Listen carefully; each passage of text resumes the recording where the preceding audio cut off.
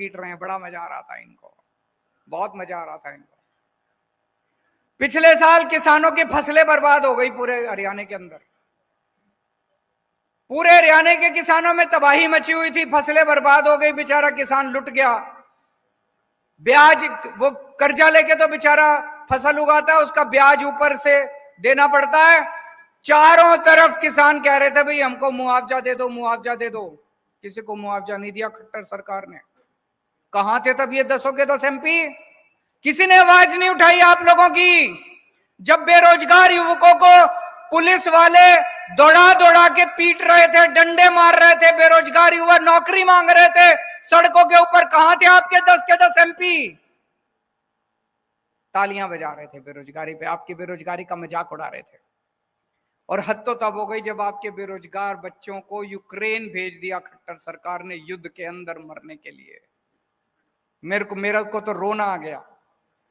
अगर कहीं युद्ध हो जाए तो सारी दुनिया के देश अपने नागरिकों को वहां से निकालते हैं। इन्होंने, खट्टर सरकार ने बेरोजगार युवकों को, हरियाणा के बेरोजगार युवकों को बेवकूफ बना के और यूक्रेन भेज दिया मरने के लिए। और यूक्रेन से अब हमारे, मैं वीडियो देखता हूं, कई लोग कहते हैं मम्मी पापा मेरे को वापस बुला लो, मैं फंस गया यहाँ पे। कहां थे ये 10 के 10 MP? इस बार गलती मत कर देना भाई साहब, ये इस चक्कर में मत पड़ जाना। हमने तो प्रधानमंत्री बनाना, प्रधानमंत्री बाकी बना लेंगे, आप तो अपना सांसद बनाएंगे इस बार। ऐसा सांसद बनाना, ऐसा सांसद बनाना जो आपके सुख दुख में काम आए।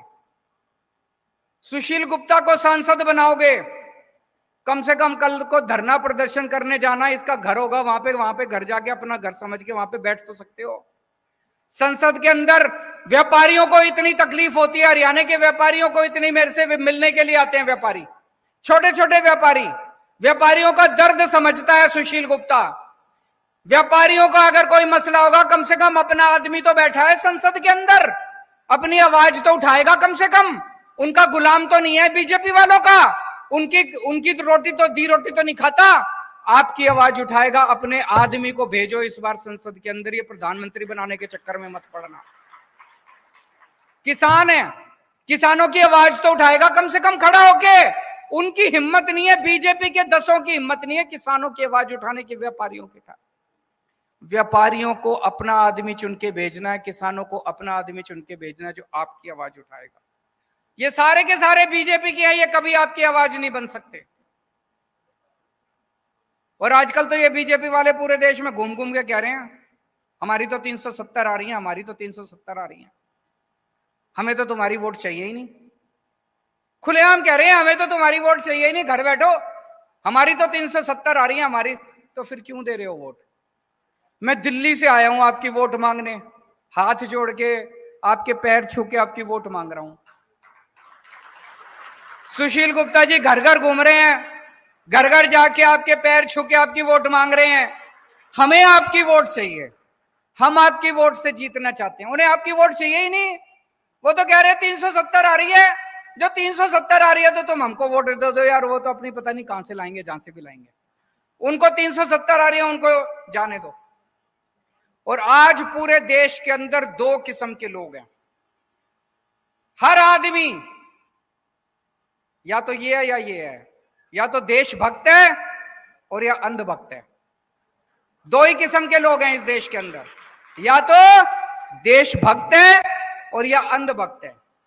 जितने देशभक्त हैं मेरे गिल्ले हो लो,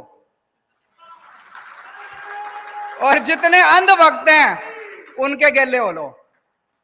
हमें अंधभक्त नहीं चाहिए, सारे अंधभक्त उनके गिल्ले हो लो और सारे देशभक्त हमारे गिल्ले हो लो। आज खट्टर साहब ने 10 साल के अंदर हरियाणा का बेड़ा गर्क कर दिया। हर बच्चा चाहता है कि अब खट्टर सरकार जल्दी से जल्दी जानी चाहिए। कुरुक्षेत्र की सीट जिता दो, आगे खट्टर जी के जाने का समाचार हो जाएगा धीरे धीरे। तो आज से कुरुक्षेत्र का आम आदमी पार्टी अपना कुरुक्षेत्र का कैंपेन लॉन्च कर रही है, और कैंपेन का हमारा स्लोगन है बदलांगे कुरुक्षेत्र, बदलांगे हरियाणा, इब के इंडिया ने जिताना। कुरुक्षेत्र बदलेगा तो हरियाणा भी बदलेगा,